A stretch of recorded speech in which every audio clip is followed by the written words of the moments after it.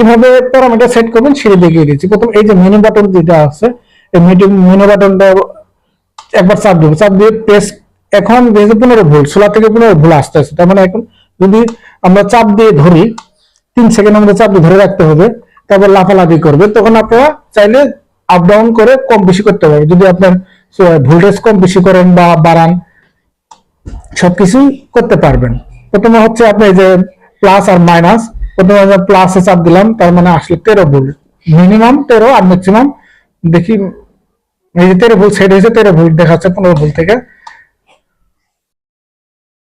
তবে ম্যাক্সিমামে যাবো আমরা, ম্যাক্সিমাম হচ্ছে 15 ভোল্ট, মিনিমাম হচ্ছে 13 ভোল্ট। তাহলে আমরা যদি একটু বাড়াই বা কমাই, দেখবেন এই যে বাড়তেছে কমতেছে, বাড়তেছে কমতেছে, বাড়তেছে কমতেছে। আমরা যদি ধরেন এখানে আমি 14 ভোল্ট, 14 ভোল্ট, তারপরে এই প্রেস বাটনটা চাপ দিতে হবে, চাপ ধরার সাথে কিন্তু 14 ভোল্ট আসে গেল। তার মানে সোলার থেকে আমার 14 ভোল্ট কিন্তু আউটপুট আসতেছে, এই যে 14।